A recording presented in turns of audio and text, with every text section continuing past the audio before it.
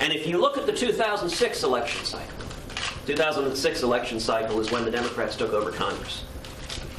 Donald and his son together donated $77,200 to the Democrats versus only $24,250 to Republicans. Remember, Donald's excuse for this is he's a businessman. He's got to buy influence. Well, he was putting his money overwhelmingly on the Democratic side of the ledger.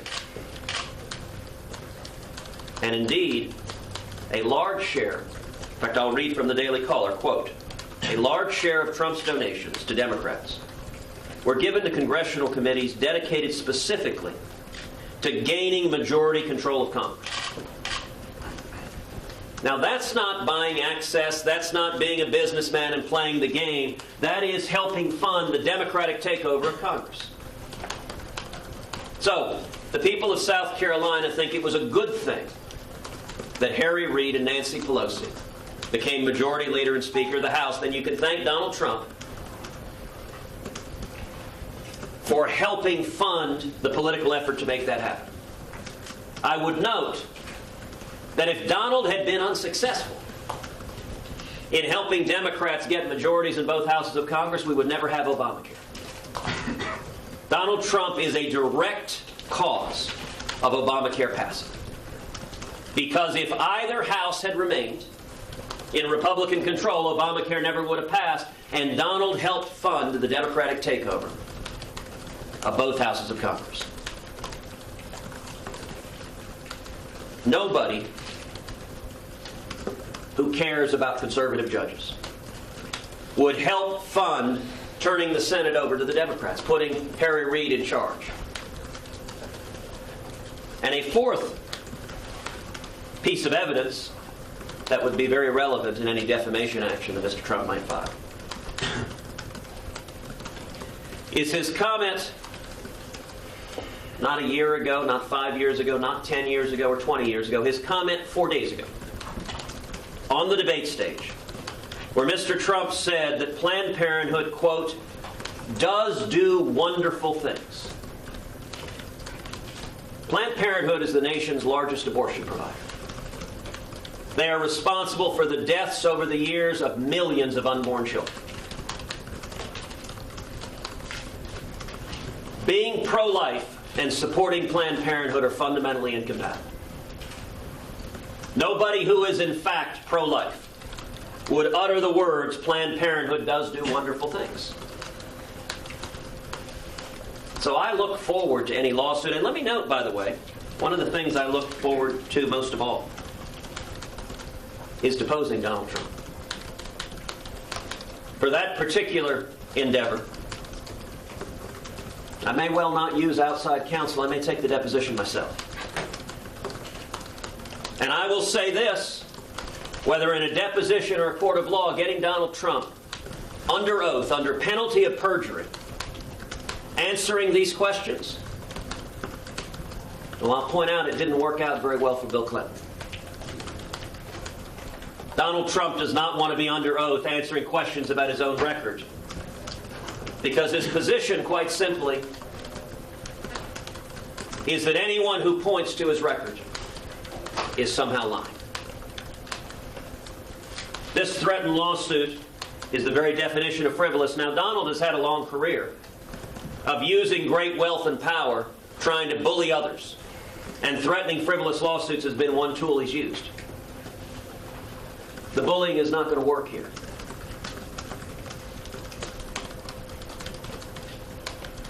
I will note in addition that both Donald Trump and Marco Rubio have followed parallel strategies in this campaign, built on two elements. Number one, whenever anyone points to their actual record, the response of both Donald Trump and Marco Rubio is to yell the word liar. Whenever anyone does, as this ad does, plays the actual words of Donald Trump on national television, his response is to yell liar. Whenever anyone does, as I did at the debate this Saturday, point out that Donald still supports funding of Planned Parenthood, his response is to do what Donald did, to yell, to bellow from the stage, liar. And when Donald continued and said, when did I ever support that? I said, well, when we were having the fight over defunding Planned Parenthood, you said, Planned Parenthood does wonderful things, to which Donald responded by repeating on the stage in a Republican primary that he thinks Planned Parenthood does wonderful things. I would ask each of you in the media who's reported on many, many elections, have you ever once in a Republican presidential campaign seen a Republican candidate for president praising Planned Parenthood effusively on a national debate stage? Mind you, he had just called me a liar for saying that was his record. And Marco Rubio does the same thing. Marco Rubio is behaving like Donald Trump with a smile. At the debate, I made points about Marco's record on immigration. Number one, that Marco right now, currently, supports granting citizenship to the 12 million people here illegally. That is a fact. It is a fact he said just a couple of debates ago on the debate stage that he currently supports that, and he acknowledged this may not be the majority view in my party, but I, Marco Rubio, support it. And he said it on Meet the Press with Chuck Todd just a few weeks ago, where he went even further and said he would grant citizenship to illegal aliens with criminal convictions. The first point I made about immigration, that Marco currently supports granting citizenship to the people here illegally, is a fact. It is his own record. It is his own words. The second observation I made about it is that in Florida he supported granting in-state tuition to illegal immigrants. That likewise is a fact. There's no gray area. There's no interpretation. It is a legislative fact. And the third point I made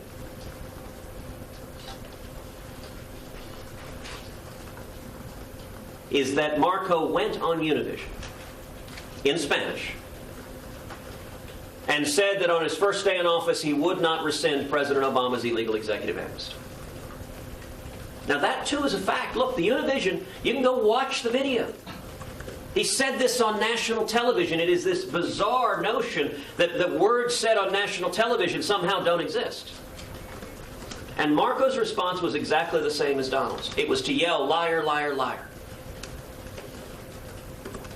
And indeed, to respond with the quip, how would Ted know what I said on Univision? He doesn't even speak Spanish. Well, as the debate demonstrated, that was another false statement from Marco. Although I will readily admit my Spanish is not great. But that's also a debater's trick Marco was doing, because notice he didn't answer the substance of anything I said, because the facts were all true and accurate. And instead, both Marco and Donald, their strategy is simply to yell, liar, liar, liar. But I will say it has been even more unfortunate. Both Donald and Marco have gone a further step. In addition to yelling liar whenever anyone points to their actual record, makes true statements about their policy positions. The second strategy that both Donald and Marco have relied upon is utter fabrications. Yesterday, Donald Trump retweeted his own social media director, who claimed that Senator Tom Coburn had said that I was dishonest. Now, I understand this amplified the attack that Donald's making. He's been screaming liar, liar, liar every time anyone points to Donald's own record, so it was great for him to be able to point to someone else saying the same thing. There's just one minor detail. The quote was a complete fake. Indeed, within a few hours, Tom Coburn went on the record and said that the quote was a, quote, utter fabrication. In response to that, Donald deleted his tweet. His social media director deleted his tweet. But then, amazingly, a few hours later, Donald went on a national TV broadcast and repeated the fabrication. After he had deleted the tweet, after Tom Coburn had said it was an utter fabrication, Donald happily sat on national TV repeating things that are simply made up, that have no basis in truth, that are complete fabrications. That is a new level for presidential politics. And I would note, the Rubio campaign is doing the same thing. They are right now in the closing period of a campaign. Not focused on any positive policy agenda, not focused on any substantive differentiation between his record and my record, not focused on any accomplishments that Mr. Rubio has, but instead devoting all of their energy to number one, screaming liar, and number two, focusing on two fabrications. Number one, this fake Facebook post that was allegedly put up retracting Trey Gowdy's endorsement. Now, the Facebook post is a fake. We didn't design it. We had nothing to do with it. And yet, the Rubio campaign over and over and over again is claiming that we did, with zero evidence. Falsely attributing misconduct to us with no basis whatsoever other than it fits the narrative they would like to drive. And then secondly, the Rubio campaign is talking about these supposed push polls that have been going out. Now, I have no idea if there have been push polls or not, but what I know is our campaign has had nothing to do with it. We have said that multiple times. Now, what is a push poll? A push poll is a poll that is not conducted to measure public opinion, not conducted to determine, okay, where are the candidates, which messages are resonating, which ones are not. That's a typical poll that every campaign is doing. A push poll is something different. A push poll is something that goes out very, very widely and is designed just to push negative messages to reach lots of voters. It's a means of voter communication. And often push polls are pushing information that is nasty and often false. Now, I don't know whether there have been push polls or not in this campaign, but I know that our campaign had nothing to do with it. And yet Marco, his campaign sent out 500,000 robocalls with a major campaign surrogate of his accusing our campaign of being behind the push polls. Now, he was asked today what evidence he had for that. He had no evidence. Has no basis whatsoever.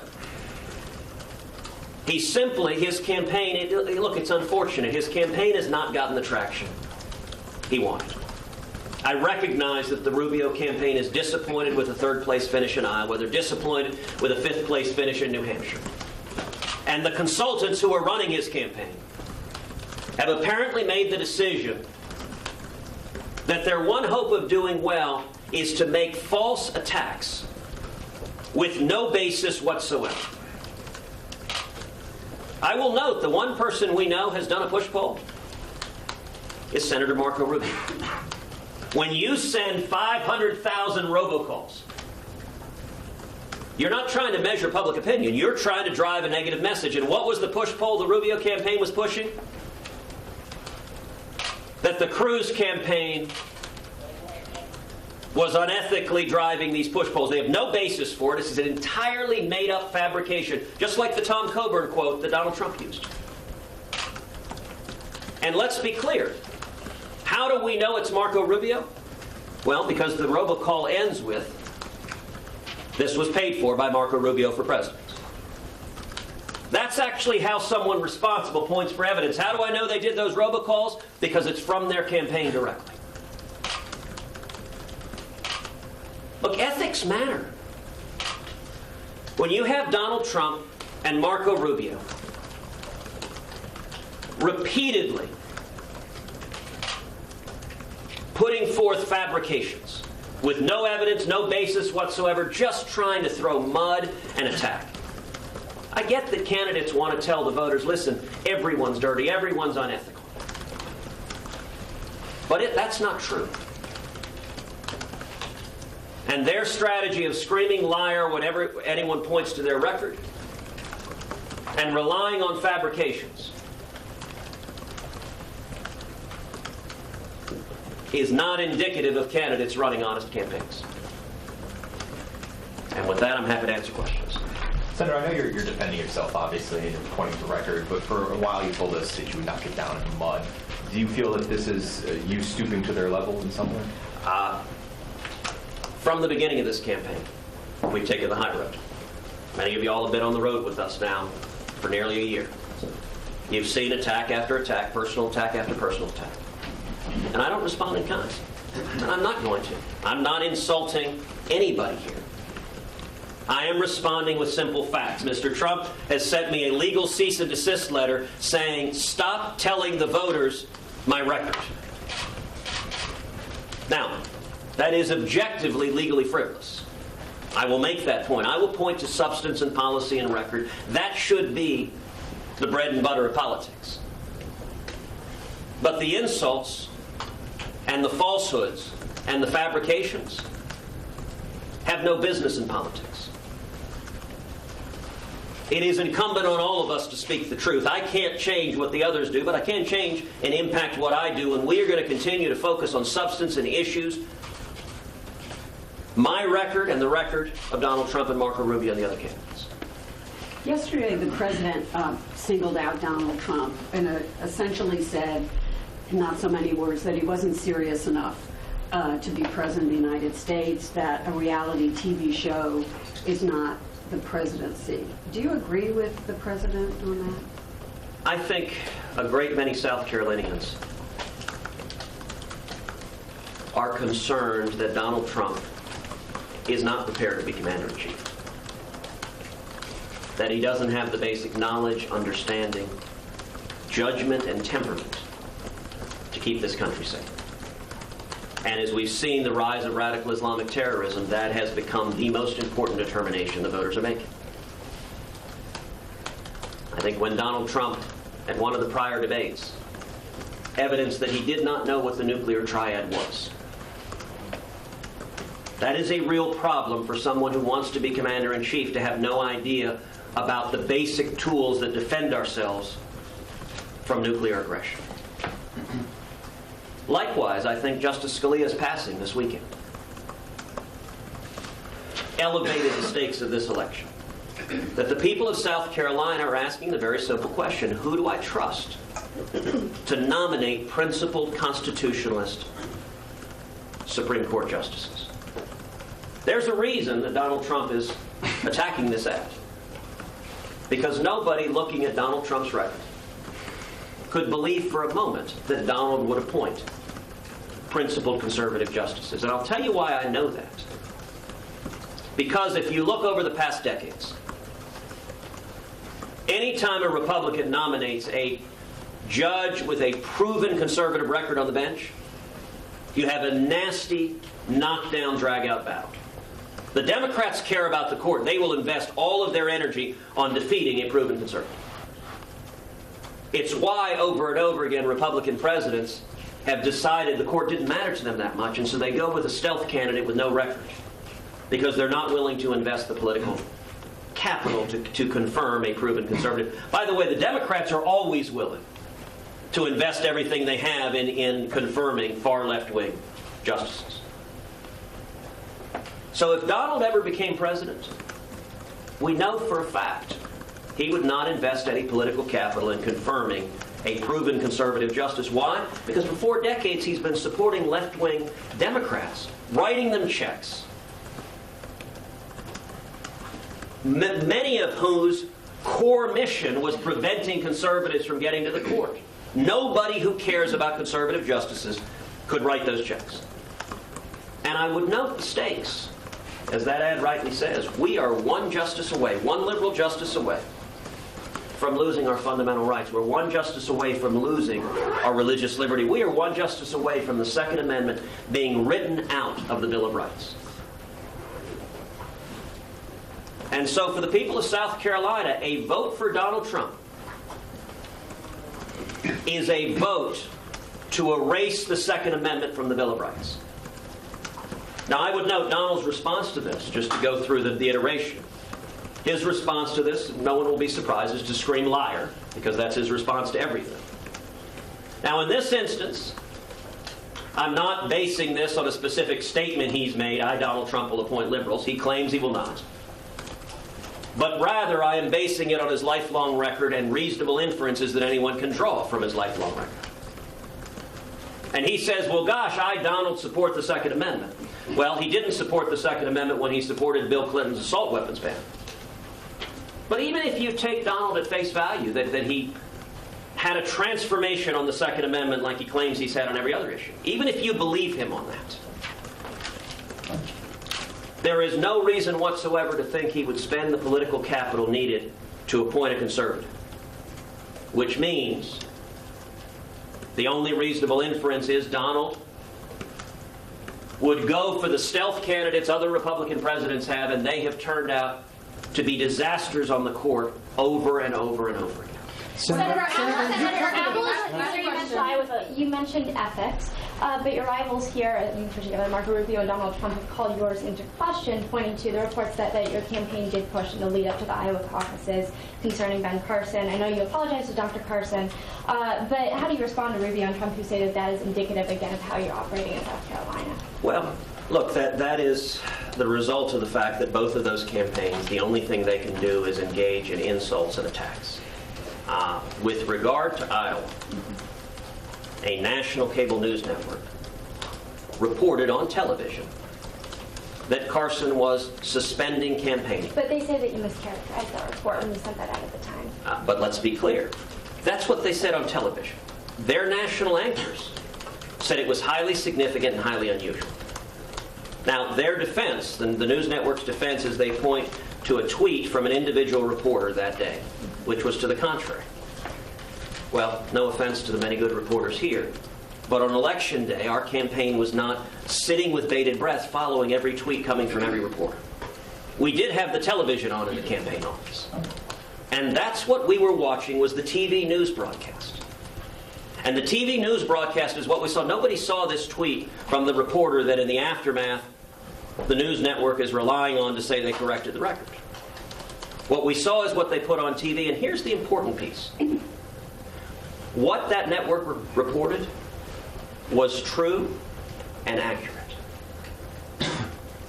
In fact, Mr. Carson did not go on to South Carolina. He did not go on to New Hampshire. He went home to Florida. The first public event he did in either South Carolina or New Hampshire was the day before the New Hampshire event.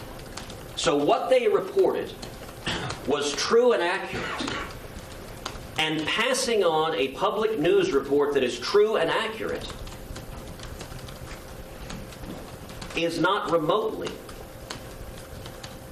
unethical. And I would note it is particularly rich that the Rubio campaign is attacking us on this, given that there have been public reports that the Rubio campaign was doing the exact same thing. Now, you know what? It wasn't unethical of the Rubio campaign to pass on the public news reports any more than it was for staffers on my campaign.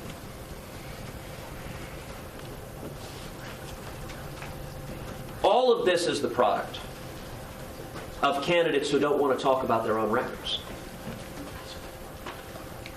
If you are a Republican candidate and you have a liberal record, if your record does not match the platform you are running on for president, then the last thing you want to talk about is your own record. So what you do instead is you try to change the topic. You try to engage in insults and attacks. You try to go to the mud. You try to make it personal, because actually talking about the record is precisely what you don't want to do. For example, one of Mr. Rubio's supporters was asked on a TV news program, name anything Marco has accomplished.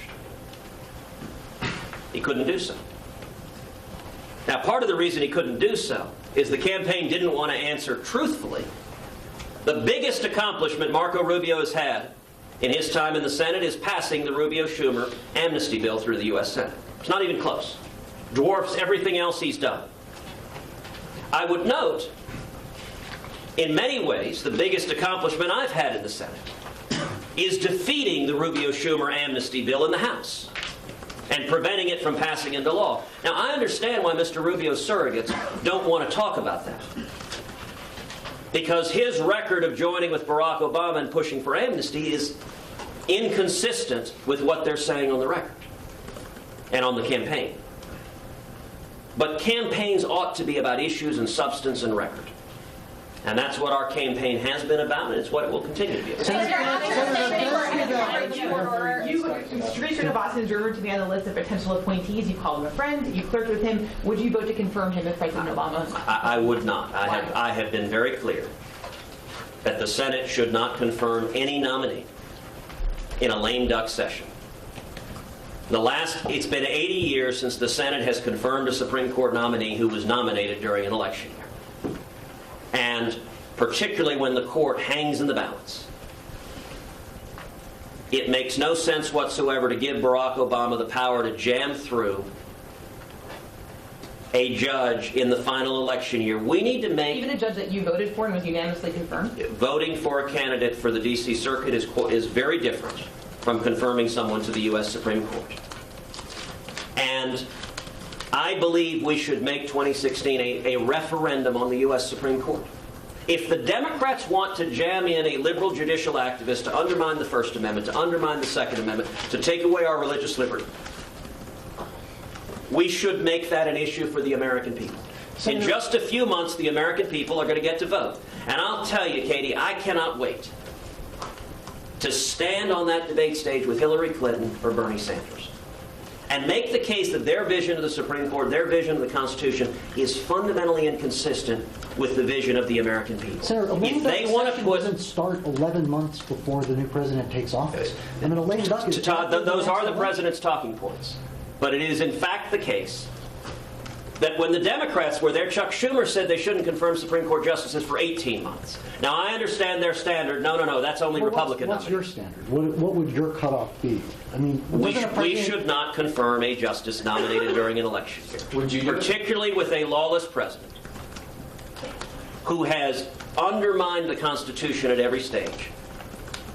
And we have an election. Let the people decide. That ought to be something folks in the press would stand for, is letting the people decide. In 2012 who the president would be until 2016. But the people also decided in 2014 they wanted a Republican Senate, in large part because of the lawlessness of President Obama. And elections have consequences. We have a Republican Senate, and any Republican Senate would be foolish to confirm a left-wing Democratic nominee in an election year, which has not happened, for a nomination made in an election year in 80 years, and now is no time to start. Isn't it because justices don't retire during election years, though?